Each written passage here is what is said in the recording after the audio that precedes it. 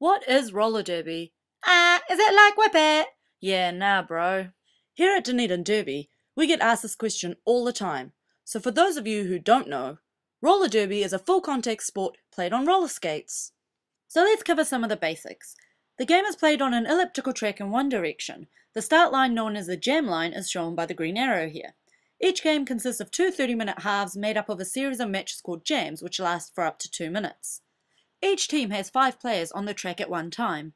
This is made up of 4 blockers and 1 jammer from each team. The jam starts with the 4 blockers from each team lining up in front of the jam line. The jammers line up behind the jam line and can be identified by the stars on their helmets. One of the blockers will have a stripe on the helmet. This blocker is called the pivot. So what do the blockers do? The blockers as a group are called the pack, and their job is to help their own jammer through the opposing blockers. At the same time, these blockers need to stop the opposing jammer from getting through. So what is the role of the pivot in all of this?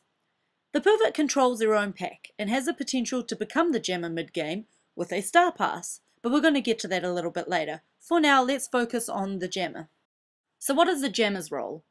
The jammer's job is to score points in the game, and they can do this by getting through the pack of blockers. So the jammers will score points for every opposing blocker that they pass legally on the track. So to maximize the number of points within a game, a jammer will aim to do as many laps as possible around the track during any given jam. The first jammer to get out of the pack gets the status of lead jammer. The jam ref will indicate the lead status with 2 whistles and this hand signal. The lead jammer can then call off a 2-minute jam at any time by repeatedly placing her hands on her hips. A single whistle from the refs will start the jam. This initial pass through the pack is a non-scoring pass. However, after this first lap around the track, each opposing blocker that the jammer manages to pass legally is worth 1 point each. Now if the jammer manages to lap the opposing jammer, they will get an additional point, making it a 5-point grand slam. What about that star pass that we mentioned earlier? Well, if a jammer gets stuck or injured, they can remove their helmet cover and pass it to the pivot on the track, who will then become the scoring jammer for the rest of the jam. So what defines a legal hit?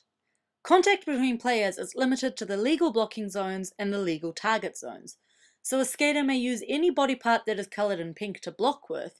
However, a skater can only be hit in the areas coloured in orange in order for it to be a legal hit.